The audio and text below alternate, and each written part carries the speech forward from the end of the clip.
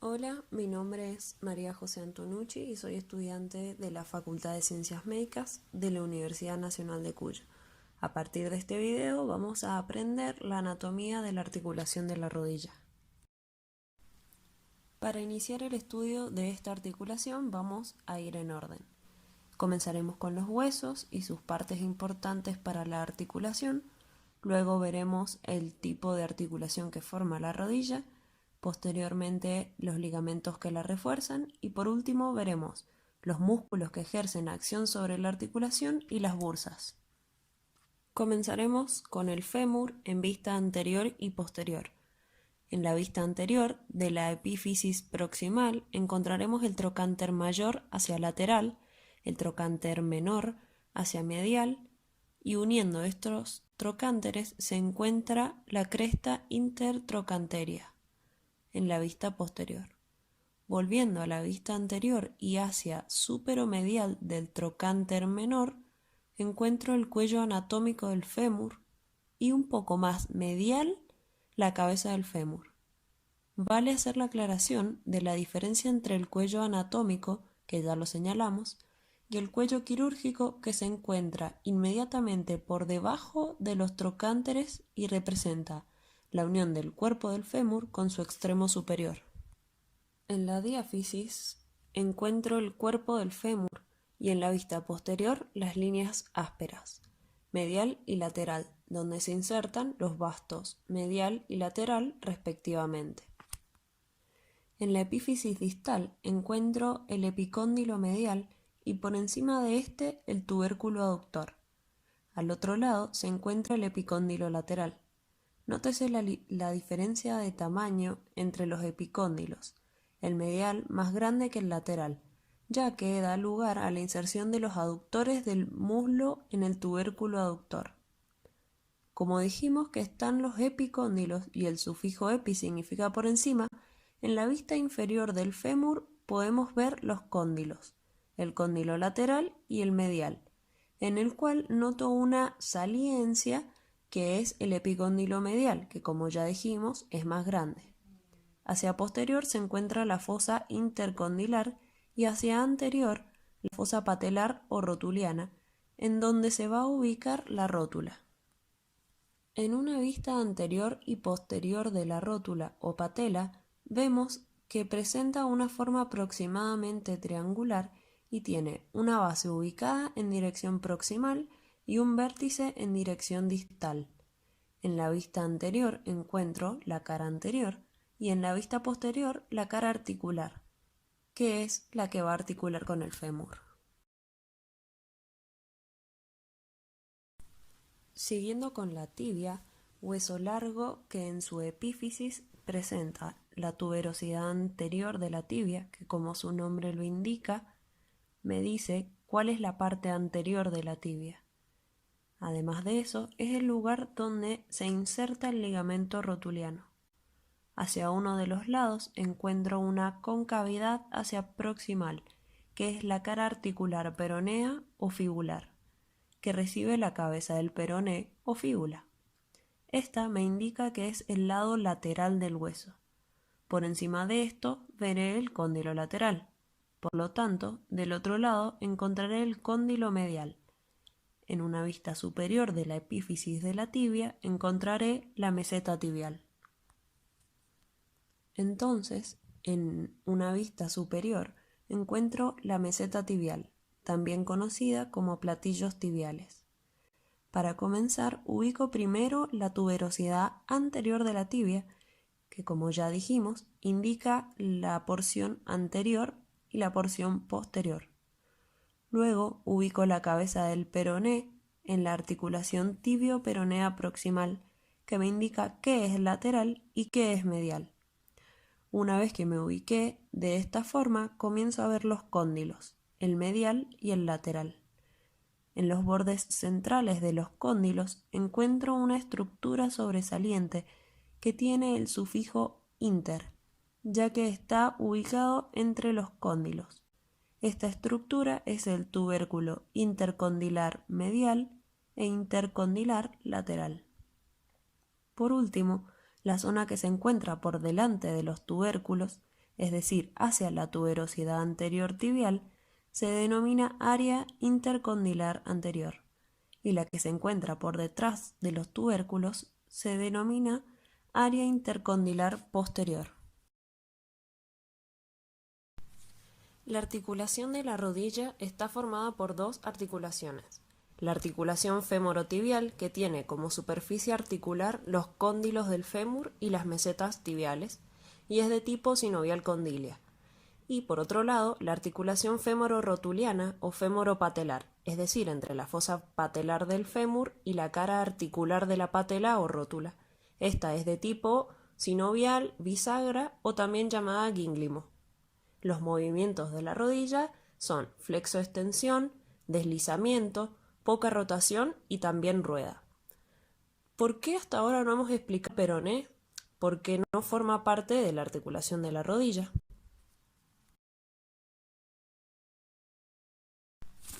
Los ligamentos intraarticulares son los meniscos, que son placas de fibrocartílago y están situados sobre la meseta tibial, con inserción en el área intercondilia.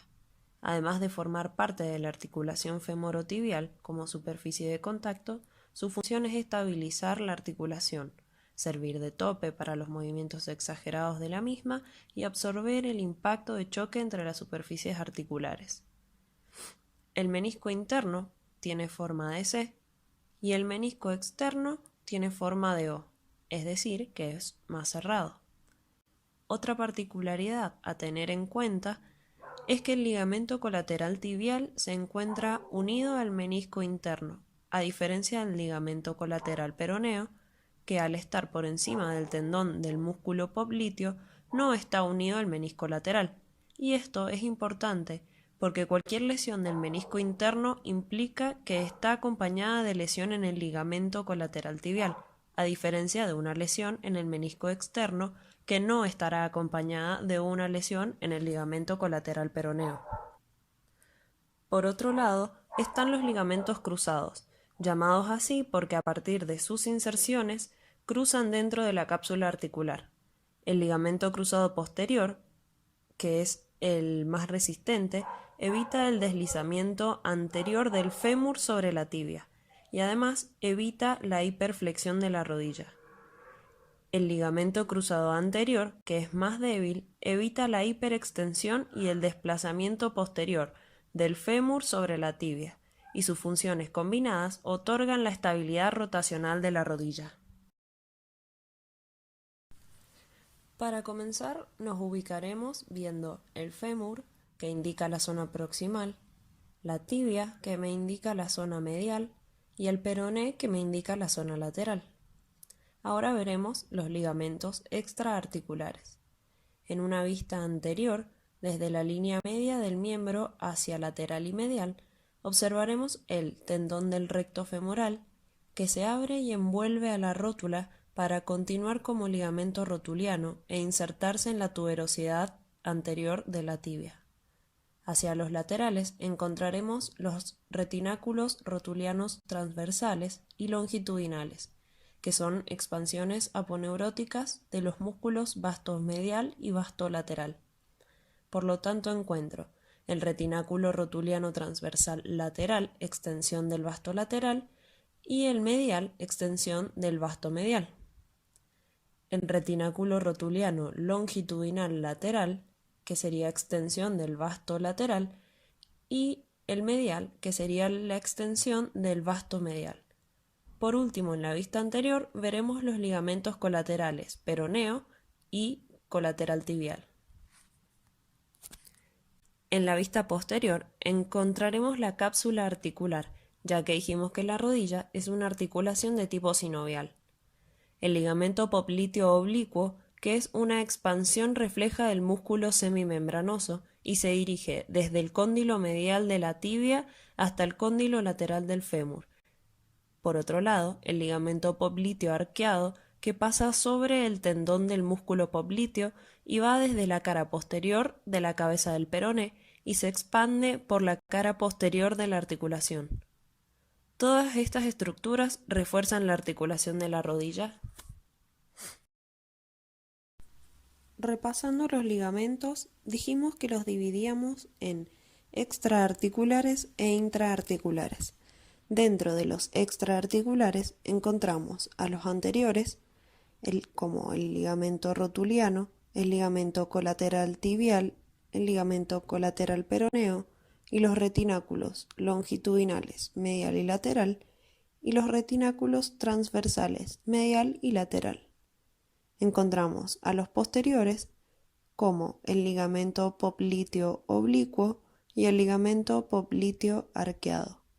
Dentro de los intraarticulares encontramos a los ligamentos cruzados anterior y posterior y a los meniscos interno y externo. Comenzando con los músculos que ejercen acción sobre la rodilla tenemos al compartimiento anterior del muslo, que es la región extensora de la rodilla y flexora de la cadera. Como solo hablaremos de la función extensora de la rodilla, nombraremos al músculo cuádriceps femoral, formado, como lo indica su nombre, por 4 músculos. En la visión más superficial encontraremos al vasto intermedio, que nace en la cara anterior y lateral del cuerpo del fémur, al vasto medial, que nace en la línea intercondilia y la línea áspera medial, y al vasto lateral, que nace del trocánter mayor y la línea áspera lateral.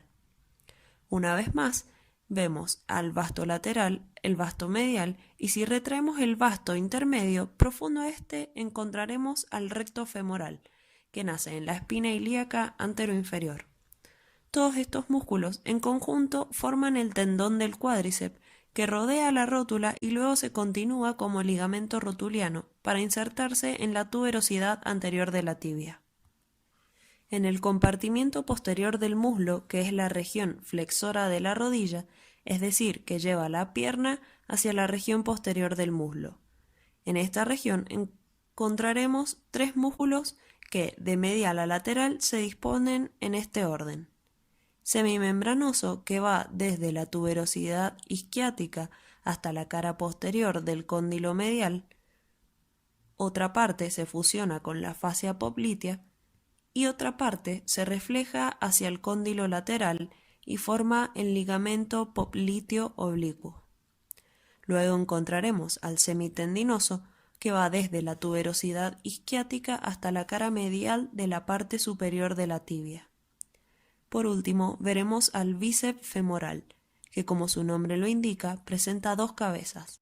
La cabeza larga, que va desde la tuberosidad isquiática hasta la cara lateral de la cabeza del peroné, y la cabeza corta, que va desde la línea áspera y supracondilia lateral del fémur hasta la cara lateral de la cabeza del peroné.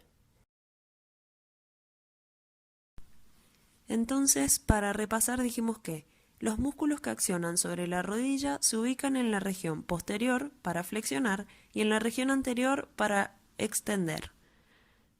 Para la flexión utilizo los músculos semimembranoso, semitendinoso y bíceps femoral. En cambio, para la extensión uso los músculos vasto medial, vasto intermedio, vasto lateral y recto femoral, que forman el cuádriceps. Por último, veremos las bursas. Una bursa es una bolsa sinovial. Esto significa que es una bolsa de membrana sinovial llena de líquido. La bursa funciona como un cojín entre los huesos, tendones y o músculos de la articulación. Esto reduce la fricción y permite libre movilidad. Si éstas se inflaman, producen bursitis, y si se producen bursitis crónicas o se infectan, deben ser extirpadas. Tenemos la bursa suprarrotuliana con el número 1, que evita la fricción entre el músculo cuádriceps y el fémur. La número 2, o bursa semimembranosa, que evita el roce entre el semimembranoso y el fémur. La número 3, bursa anserina, que evita el roce entre la pata de ganso formada por el músculo sartorio, el músculo grácil y el músculo semitendinoso. Y el fémur, evita el roce entre la pata de ganso y el fémur. La número 4, que es la bursa prerrotuliana, ubicada por delante de la rótula, y las bursas infrapatelares, por debajo de la rótula, está la superficial, con el número 5, y la profunda con el número 6.